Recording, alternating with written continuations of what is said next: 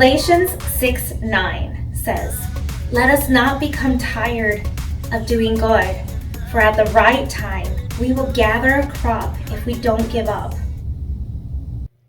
Hey Grove Kids, welcome back. Oh my goodness.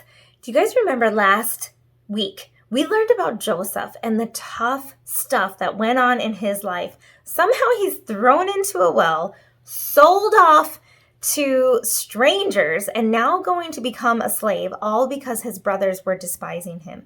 He also gets put into prison because of lies told against him, but still he has grit. He has strength in the Lord, knowing that God is going to get him through this. He doesn't know how, he doesn't know when, but he trusts and he moves forward and he keeps trusting and obeying God.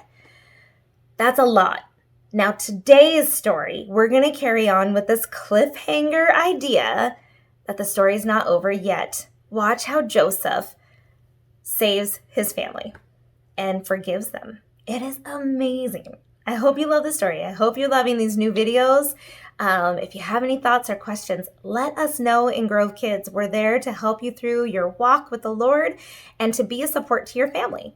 Also, today, October 9th, is our 4-year anniversary. It's also ARC Day, so come celebrate with us. Have some fun food and fun, and celebrate traveling around the world.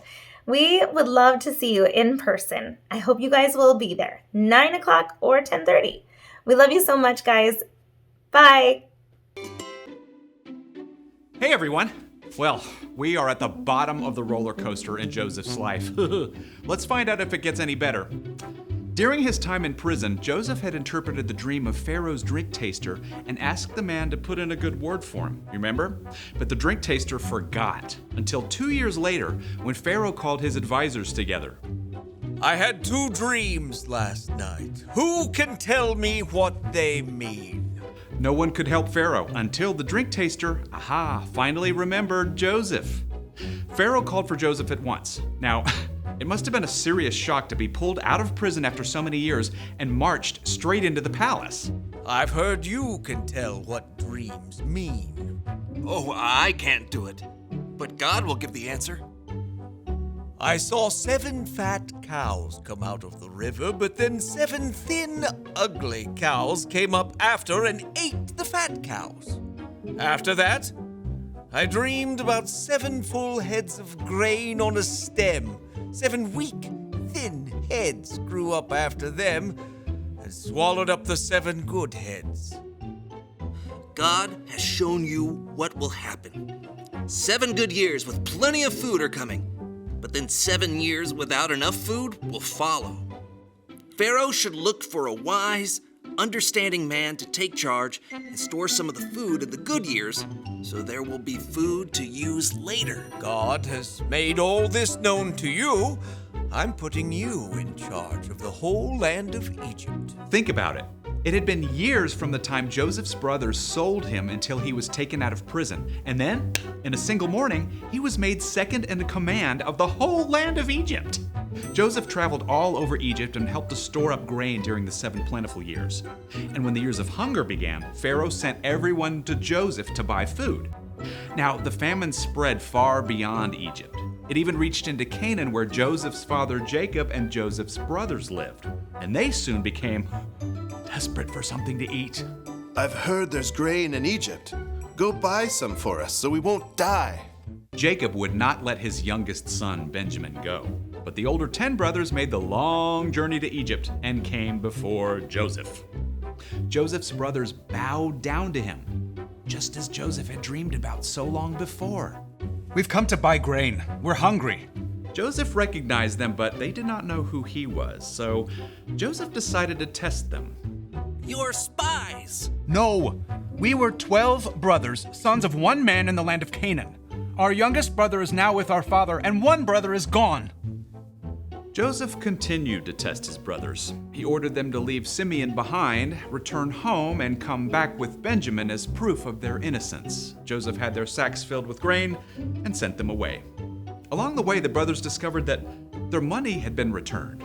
When they arrived home, they showed Jacob the grain and told him everything that had happened. We have to take Benjamin back with us. Joseph is gone. Simeon is gone. I won't let you take Benjamin. At first, Jacob refused to let Benjamin go, but soon, all the grain brought from Egypt was gone. Go back.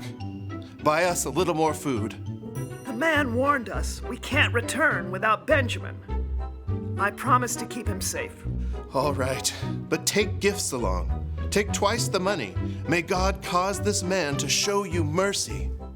Once again, the brothers made the long trek to Egypt, this time with Benjamin.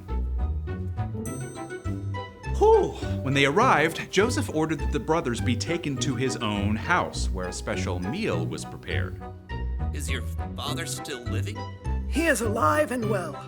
When Joseph heard that his father was still alive and saw his younger brother Benjamin, he was so moved, he left the room and wept.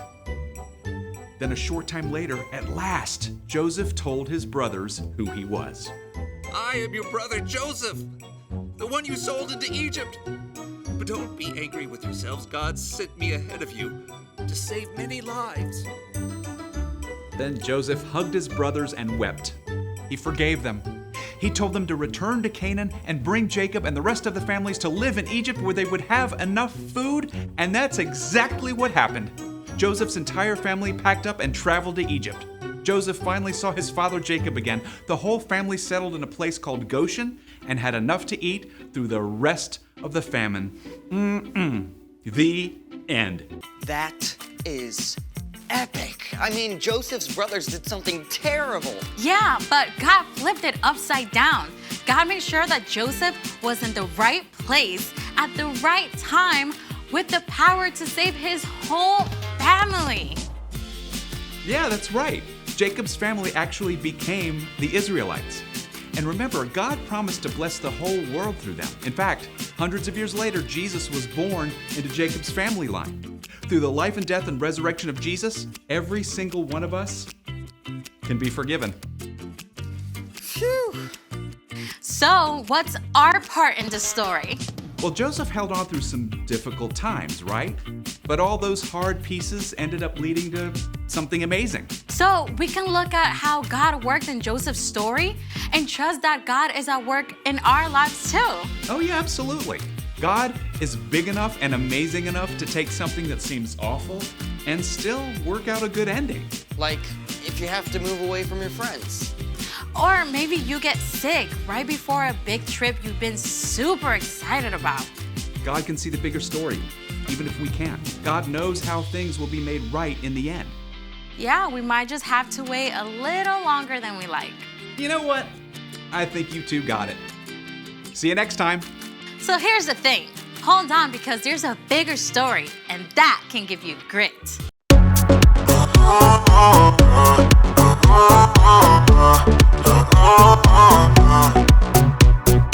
Everything keeps telling me to quit and not go where I'm going. But I'm never ever gonna stop, and there's no sign of slowing. Ooh, now moving backward. Ooh, I'm moving forward. 'Cause you give me the power.